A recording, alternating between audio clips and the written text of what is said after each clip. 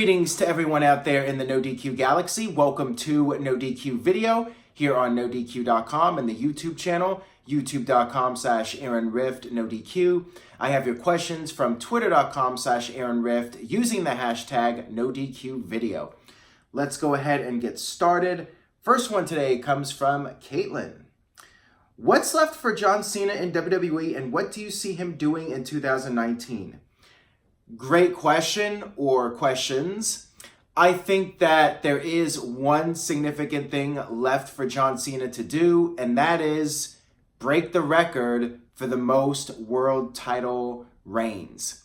Currently, John Cena is tied with Ric Flair, and I fully suspect we will see John Cena surpass Ric Flair's record and become the man with the most world championship reigns under his belt. It's just a matter of time as far as I'm concerned. Now, will it happen in 2019? I think there's a very realistic chance of it happening, and here's why. John Cena's movie is wrapped up, so he will be returning to action within the next couple weeks. He will be appearing at the live events. You have WrestleMania coming up. I think it's a safe bet that Cena will be part of WrestleMania season. And even more so now because of Roman Reigns. The fact that Reigns is gone, I think that there will be more pressure within WWE to bring back John Cena and put him in a significant role for WrestleMania and have that star power for the big event to make up for Reigns being gone. This could be the year. 2019, I could definitely see the year that John Cena wins that 17th World Championship. Would not surprise me at all. And also, with the viewership being down, with Raw ratings being at record low levels, I could see John Cena coming back beginning of the year and WWE pushing him strongly to try and get those numbers up and get fans interested in WrestleMania. So I'm going to make a bold prediction and say John Cena wins his 17th World Championship in 2019. Next one comes from DJ Whitey. Ayo, Aaron, why do you think WWE is waiting to pull the trigger on Drew McIntyre? You want to talk about a guy who looks like money? Seems like if it ain't Lesnar or Reigns, it ain't happening. Lashley, Strowman, and McIntyre all deserve runs with the title. Well, keep in mind that not everybody can be a main eventer, so I'm not sure I would put the title on all of those guys. Now, you could argue that any one of those guys would be a better choice than Brock Lesnar. I'm with you on that. I think WWE should start building up somebody to be the next big thing. And yes, Brock Lesnar was using that moniker for a while, but it's time. WWE needs to build a new star. And it's been a while. It's been several years since we've seen a real breakout top-tier star that wasn't force-fed down the throats of fans like Roman Reigns. You do have Seth Rollins, but you need something new. And Drew McIntyre, even though he had that run with 3MB, I think WWE, for the most part, has done a good job of rebuilding him. And I think that if booked properly, McIntyre could potentially be that next big top star in WWE. I feel like they're already starting to drop the ball, though. Like, he had the momentum when he did that storyline with Kurt Angle from Raw a couple weeks back, but then there really wasn't much of a follow-up. Now he's feuding with Dolph Ziggler or Finn Balor. I'm not sure what's going on here. Just feels like he's lost in the shuffle, but then again, WWE is in this lame duck period right now. In December before the Royal Rumble build starts and when football ends. So we'll have to wait and see what happens. But definitely I could see McIntyre potentially winning Money in the Bank next year. That would not surprise me. You don't want to push him too fast, but at the same time, when he's hot, you want to strike the iron when it's hot. Got this one here from Garrett Mills. Since Drew McIntyre is getting his push, do you see him or Strowman winning the Royal Rumble, and is Strowman ever going to win the title? Well, that's a very funny question about Strowman because I feel like he's been close so many times, but WWE just hasn't pulled the trigger with him, which I think is really unfortunate. I don't see McIntyre winning the Rumble. I don't see WWE putting him in the main event of WrestleMania.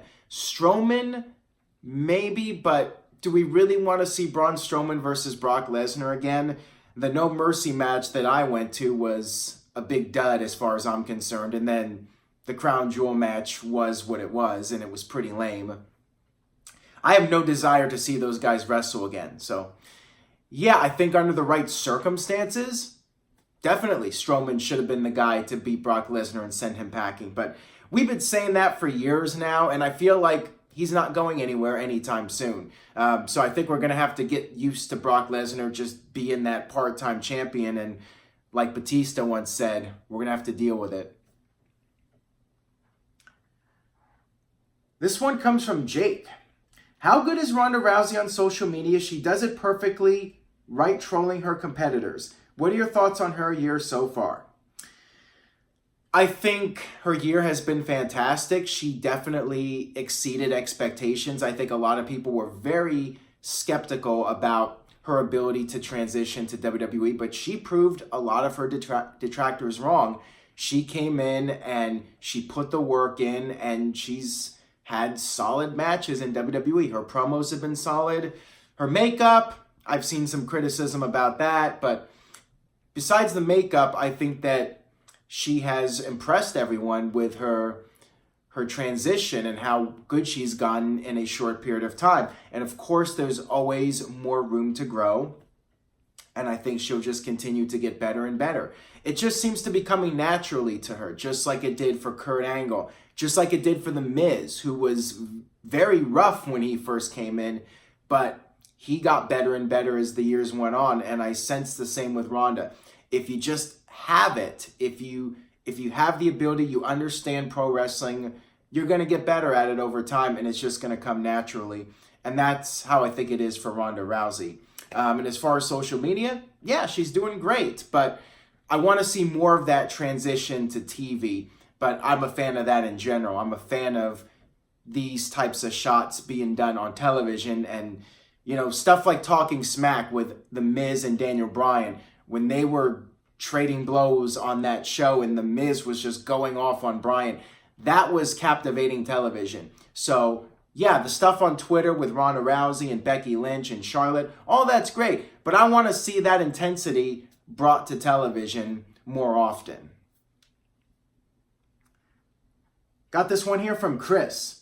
Hey, Aaron, let's say Baron Corbin loses, I think he meant loses, at TLC. Who would be your top 3 choices for Raw GM from the past GMs? Mine would be Bischoff, Vicky Guerrero, and Ric Flair.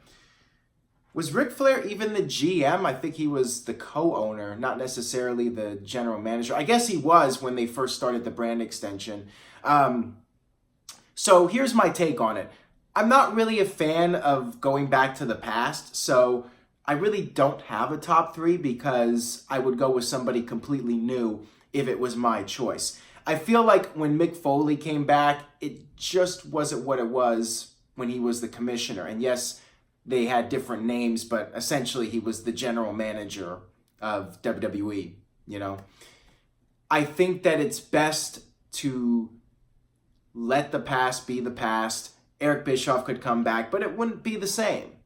There's just no way to recreate that and make it better than the original. I mean, I cannot think of any examples where the second time around was actually better than the first as far as GM roles go. Maybe in-ring careers like Shawn Michaels coming back, his second run was arguably better than his first. But for the most part, I feel like if I was going to pick somebody for the GM role, I would go with somebody completely new that hasn't done it before. That's just my take on it. I'd rather see something different than going back to the past. Got this one here from the anime fans. Why wasn't Starrcade promoted, and why did it just randomly show up on the network? I think for one thing, there's too much content, and I think even WWE knows that, so they're not going to do a full-blown pay-per-view right after Survivor Series, and then with TLC coming up, I think somebody realized, hey, we're doing too much here. I think maybe it was done to test the waters, just to see how much interest there is in Starrcade and see if people would actually tune into the 1 hour and just test the waters a little bit with it, experiment, that sort of thing. And I'm not sure what the viewership was for it. I did not hear a lot of buzz about it. I think people were more or less not expecting much, and rightfully so. I mean, it was just basically a glorified house show. Really, it was just a house show with the Starrcade name attached to it. And they aired a few segments, but it was completely skippable. So I don't know if we're going to see more in the future. But again, if it was me, I'd stick to one pay-per-view a month. And between that and NXT specials, that's enough for me. I know a lot of people have fond memories of Starrcade, but again, going back to that previous question, maybe sometimes you just gotta leave the memories alone, as the song would say. Got this one here from The Sinful Saint. Do you ever see Tazz returning to WWE as a commentator or in some other role? Easy for me to say. Is he good on terms with Vince, and will we see him going to the Hall of Fame for his contributions to wrestling, announcing, etc.? I could see him going into the Hall of Fame, but also, like I've said before, it depends on the politics. It depends on who's in charge for the Hall of Fame, and somebody brings up Tazz, and Vince or whoever is like, yeah, why not? Let's do Tazz. I mean, it's going to come down to that, basically. He doesn't seem like a guy who's trying to position for a return to the company. I mean, he went on his podcast and just was very critical of this past week's Raw, which I think is very accurate, the things he said. So it doesn't look like he's really that interested in coming back. He's not kissing anybody's ass. He's just doing his own thing. But yeah, he was a great star during his era in ECW, and his WWE run wasn't so great, but he did have several years as a commentator, and people recognize him. He has that personality. I think his speech would be very entertaining, so I say there's a good chance of him coming back at some point for the Hall of Fame for sure. Got this one here from Mr. Yuck. Are the Usos the most stable tag team partners in modern history? Should they go to Raw next year for the shakeup? A possible alignment with Reigns when he returns would be awesome. Think they'll ever split and feud like most other tag teams end up doing? They have been in WWE now for 8 years, going on 9, which is quite remarkable, and they've been a team the entire time. They're one of those teams where I feel they're better off together than apart. I still have trouble, as you guys know that follow my videos, I still have trouble knowing who's who. But as a team, they work so well together, and they're very entertaining as a team. I don't see the need to ever break them up. I think the Usos should be that tag team that just sticks together for the duration of their careers. As far as them going to Raw goes, I have mixed feelings on that. On one hand, I think it's always good to change things up and give them some new opponents. On the other hand, we see the state of the Raw tag team division. They could really benefit from having the Usos, though. The Raw tag division needs some help badly. My fear is that they would just be lost in the shuffle somehow, and WWE would not utilize them all that well on Monday Night Raw. But if WWE was serious about rebuilding the tag division on Raw and pushing the Usos as the stars of the tag division on Raw, then I would be all for it. It's just the question, will they actually do that if they went to Raw? And, you know, I'm very skeptical about it. Got this one here from Rollins versus Styles, please. Why is SmackDown consistently better than Raw every week? I thought Raw was supposed to be the A show. I've talked about this before. For one thing, SmackDown is 2 hours. That right there is always going to give it an advantage over Raw. I feel like the writing by default is better because there's 2 hours instead of 3, so you have less filler. The matches are shorter, and the writers get to the point with the 2 hour show. You have one less hour, so you gotta hit those points home, and you got to focus on the main stories, and you don't really have that extra hour to just drag out segments and make them longer than they need to be. So that's the main reason. If SmackDown went to 3 hours, I think the quality would greatly decline. So I think it comes right down to that. It's not like there's better writing on SmackDown per se. It's just the fact that SmackDown is a shorter show. If Raw went back to 2 hours, I think it would instantly be a better show because there would be less filler, bottom line. This one comes from Paul Jackson.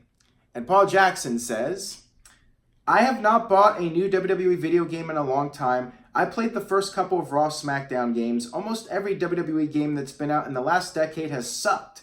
My all-time favorites, Shut Your Mouth and Here Comes the Pain. What WWE game is your favorite? Well, I have answered this question before, but I will say it again in case people are wondering. No Mercy is my all-time favorite WWE game on the Nintendo 64. I loved the old Nintendo 64 games, WCW, all the THQ games. As far as I'm concerned, THQ made the best WWE games and on the Nintendo systems. WCW, NWO Revenge, the World Tour before that, the evolution of those games. All those games were really fun, but they got better and better. Each game was an improvement over the previous one, unlike today where it feels like each 2K game is basically the same thing as the previous one without any real improvements.